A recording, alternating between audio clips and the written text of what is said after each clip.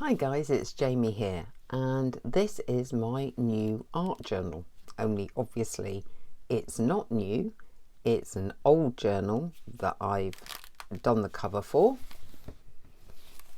and also the pages that will be used for the art journaling. It's still a little bit sticky, as you can see. I'm going to run a bit of an autumn challenge so that if you'd like to take part, you can follow the video that's coming up to create an art journal from, this was cookbook pages, but whatever you want, put it together and be ready for the autumn art journal challenge, which is just going to be one little project a week to get us all into art journaling, how to, that type of thing, with a few prompts and stuff.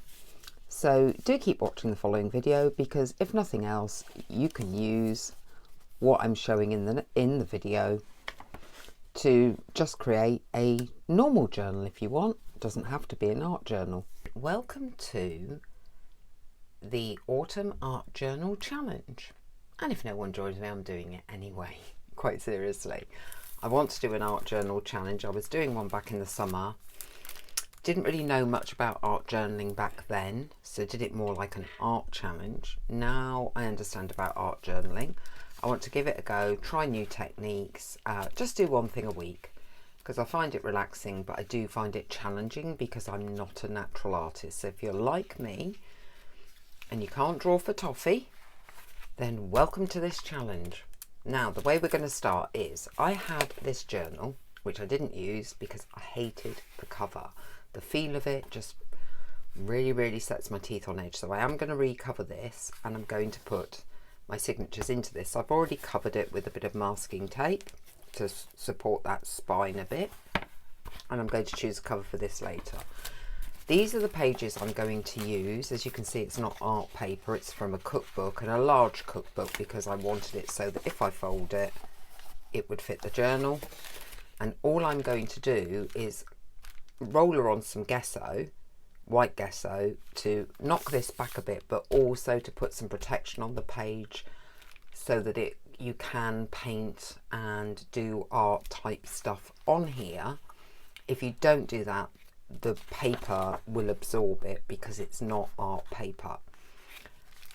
I have 20 pages here to cover. It doesn't mean we're going to do 20 pieces of art. It's just that I might continue with the art journaling once this particular challenge is over. I am going to be pretty slapdash about how I put this on. It's got a lot of drying stages in between. So here's my white gesso. I'm just going to make lots of noise squeezing some on there. I've got a brayer roller, which I bought recently. I've only got a little one, and I just want to cover the whole page. Doesn't matter if things show through, it's more about getting that protection on the page. By the way, if you do enjoy my videos, don't forget to subscribe. It really helps support this channel and gets more people involved in the channel, or to give a like or a comment, or even suggest things that we can do next. So I do art. I'm starting to do more art journaling. I do planning, and I also do junk journaling. I take part in other people's challenges as well. I upload daily. So if you're looking for constant, fresh, new content, I would say that because I upload daily, this is a good channel to subscribe to. And I would like to thank all my new subscribers, because I have had a lot in the last month. I mean, the channel's been going about, just putting that to one side, it's been going about 7 weeks now. So I'm really thrilled with how it's going, and looking forward to doing more and more stuff and learning more stuff and experimenting and helping you and me as beginners just try things, and if they don't work, it's no biggie. Once I've done one side and that's dry, obviously I then have to do the other. You do not want to watch me rollering a bunch of gesso over some book pages, so I'm going to leave you now and come back when both sides are finished and dry. Now the pages are dry and protected on both sides, and you will see that the paper kept relatively straight and didn't wrinkle too much. It's time to cut the signatures for this book and then also cover this because it just, I don't know, does anyone else feel that way about Hessian on book covers, or is it just me? Let me know in the comments. Anyway, quickest way to cut the cover for this book is obviously to measure it. I'm allowing quite a bit of push forward because they're quite thick signatures, so I'm coming in a good centimetre, half an inch from the actual lip of the book, and I am actually allowing a bit of margin also at the tops. I'm not going to give you the exact measurements because you could be using a different book cover and a different journal. So simply folding them and putting them together. I will show you with a couple and then I will go off camera and finish off. Let's just say we want these to all sit together. One way to do that is to play a bit of, I think it's whack-a-mole with your ruler. So get them, give it a little bit of a whack. So down in the centre. I got that tip from Paper Outpost. Thank you for that. Line it up against the mark that you know that you want to cut at. It's lined up here and here, so we know that's going to be relatively straight, because anyone who watches any of my videos knows I cannot cut a straight line. And then we slowly work our way through, so we just keep going.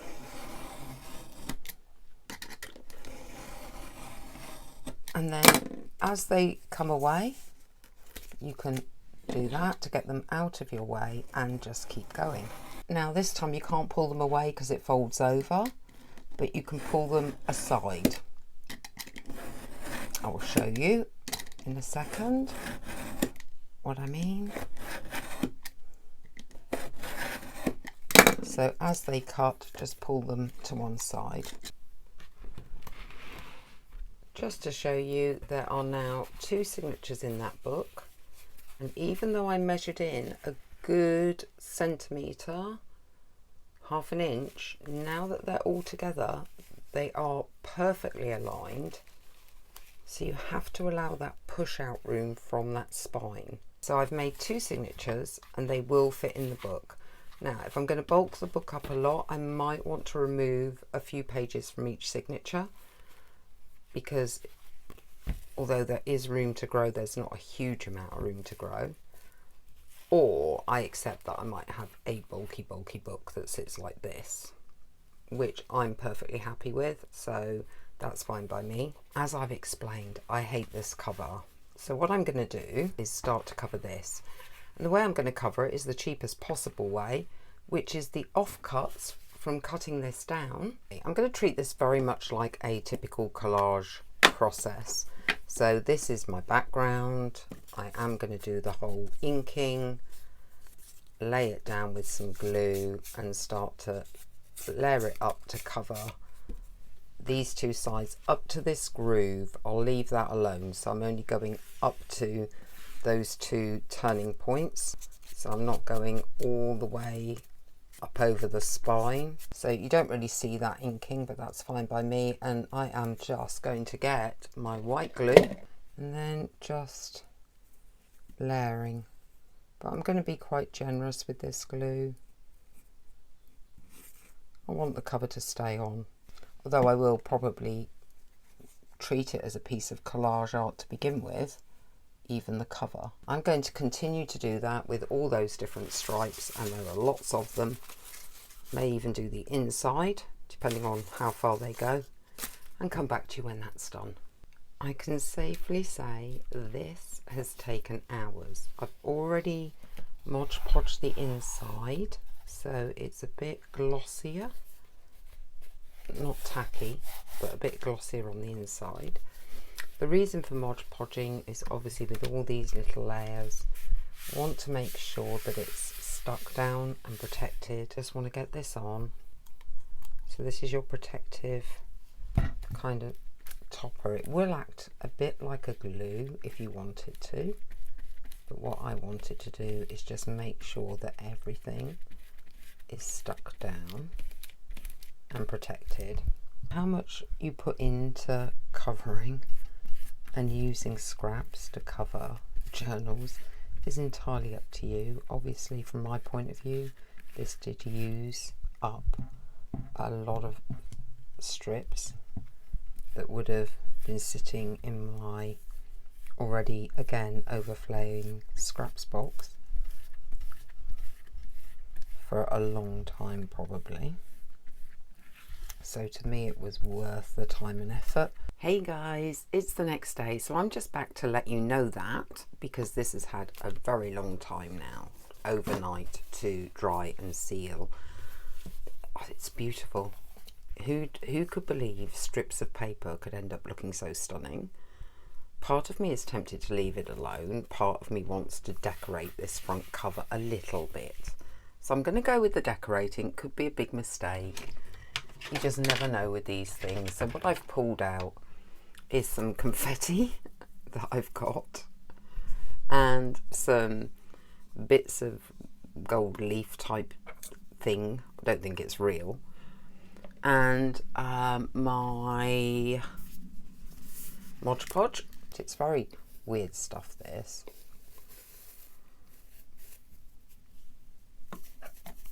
I'm just trying to sort of stick it down to the surface. I like my glitter, I can't deny that. Now I've added these pink shiny circles from that confetti into a sort of box shape. I'm probably going to get a way to replicate these stripes but with shiny. Just Mod Podge that down. I'm going to have a hunt through my cardstock now, see what I've got. Here's what I found. I found some of this that I dyed before for a different project, which is on the playlist. I think that was the double envelope with secret pocket project. I'm going to do a similar kind of thing, which is to take my ink, distress this paper with the ink to make it darker, more grungy, tear strips, ink the edges, lay them down,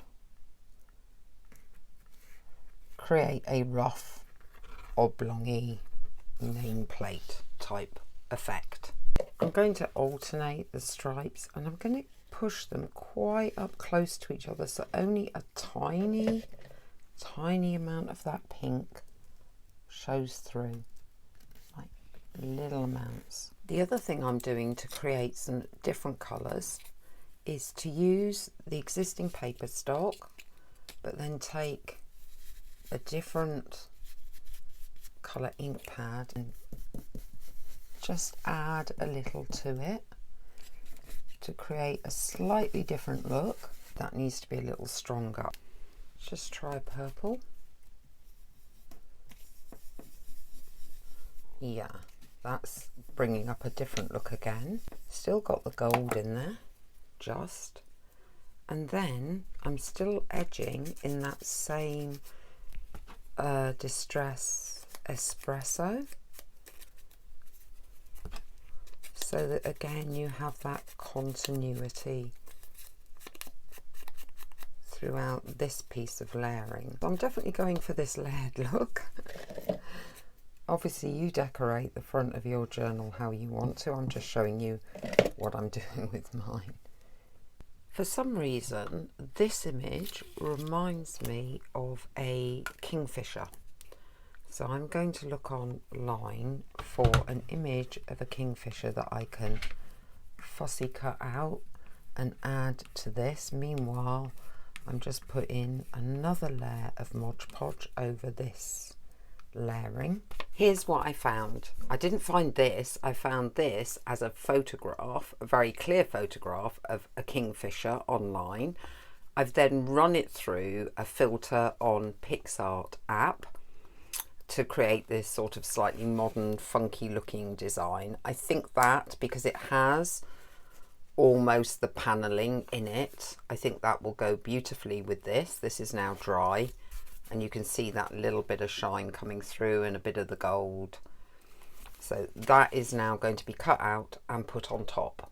This is now cut out. I have started to add a bit of a black edge border so that when you put it against this, it stands out a little bit, because obviously the effect is very, very similar to what's there. And I'm just thickening up that border to make it stand out even more. Plus also every single one of these strips had this effect, so again bringing that continuity into the image that we're putting on here. I feel that works really well actually. The next thing I want to do, and I realise it may smudge the black ink a little bit onto the surround, and I'm okay with that, is to Mod Podge this area. Partly because, again, I've done it for everything else, so I just want to make sure that everything gets the same finish as the rest of it. That way it becomes this very integrated piece.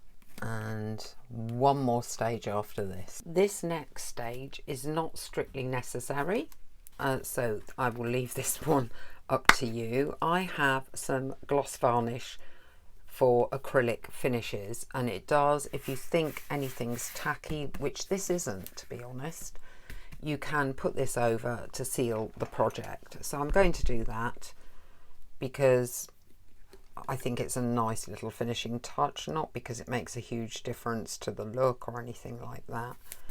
It's a 2-second job and a 5-minute dry. I have 2 signatures to put in, so what I've done is I've measured across the width from this bit to this bit and found the central point, and then I've gone in 0.3 of a centimetre either side of that central point at both ends, so I can draw a line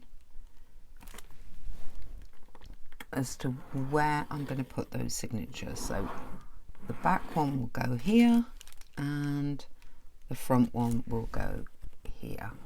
That's the smallest. Okay, let's try with the first one as to whether I can genuinely line that up with my mark.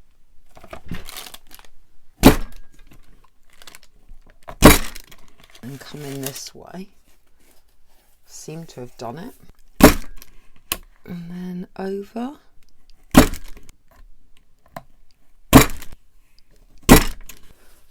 So that one's slightly different to that one. I don't think it's going to matter too much. It has gone through those, but I can check that it's gone through by getting the all out and just pushing through anything that's left over. Here we go. I think there's a little bit that needs a push through. Not much. Just a bit of leftover cardboardy stuff.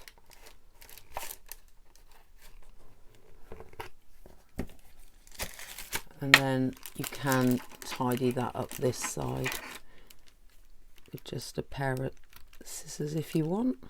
With the signatures themselves, I think the best way to measure that is to put them roughly where I want them in here. Then mark the signature. It's going to be okay, I think. Check. Yeah. 4.6. 4.6. So to that. Then the next gap, because I'm more interested in the gap than anything else, is 5.98. 5.8. And then the next gap is 5.5. I am just going to take this, find that bend and push it through these papers to create a hole. These are quite stiff, and then the same for this one. Push it through those papers create the next one,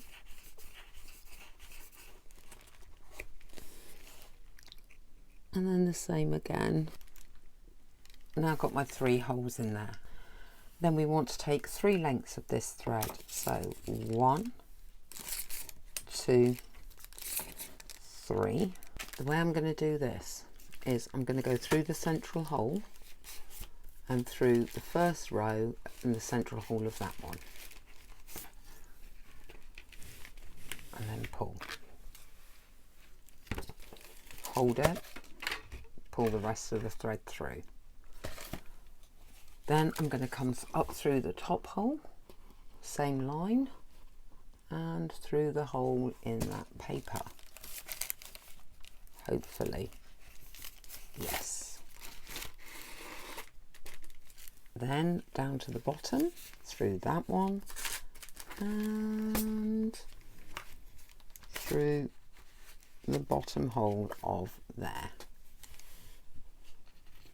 So we end up with a big stitch in the centre, yeah, like that. Then we come back up through the central one, but this time trying not to hit any of the thread that's already there, so we want to avoid doing that. And then we want to come up the other side of that central string. I'm hoping, yeah, like that. So 1 thread that side, 1 thread is going to be this side. Then line it all up, and we need to pull it tight when it's lined up.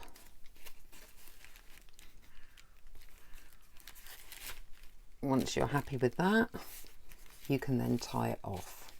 Once one way, once the other way.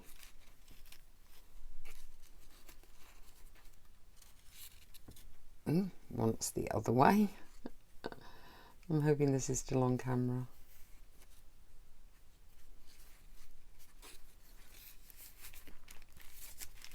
And if you want, you can do a third for luck.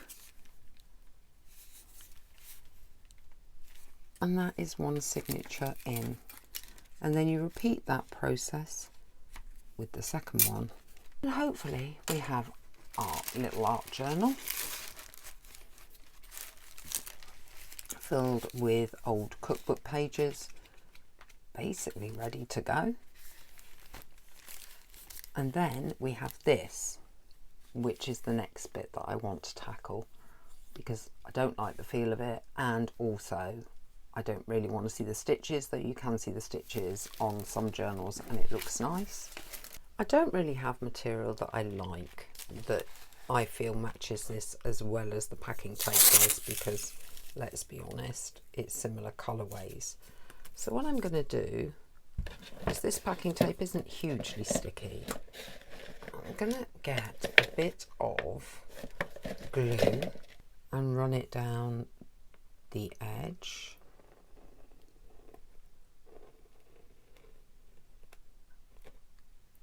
Through that crease. Through here.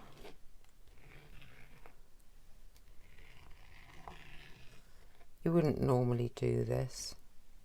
You might though, just to get a really through here. And again down the edge, eyeballing it for straightness.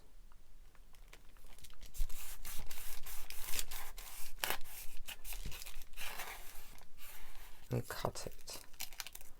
I will be cutting it and trimming it properly in a minute. Next bit, slight overlap, going into that gap and bringing it round. Now for getting into that gap properly, and there is some flexibility with packing tape, so that is an advantage, you can push it down with this. And hopefully, I'm just going to check on flexibility now. That up from that piece of paper, just check that it will all close reasonably well. That one's lifted a bit. Leaving that to dry, coming to trim off those ends and do the very, very finishing touches to this book cover. I have been debating what to do, and I did consider painting this with some gold acrylic paint. Then I looked at the lace, and although you could say this is quite a utilitarian type covering and modern, and the lace is old-fashioned, I actually quite like the lace on it. I'm using a silicone glue because it will glue fabric to paper. And initially I'm just going to glue the first edge, and then probably will glue along this lace line here, but I want to get this down first, and I'm putting it into that bend. I will run some silicone glue down this bit, come back when everything's dried and in place. As usual, I changed my mind again and decided to glue actually a little blob under each of these little lace flowers, so you still had a bit of flappiness but not so much that it would irritate. I think basically, I think you can see the glitter of it all. Yeah, it's all basically done. So this is the art journal. These are all the pages, and then you go through, a bit of tackiness there, it's fine. Over time that will come down the back, and then here. I mean, that's not so neat, but then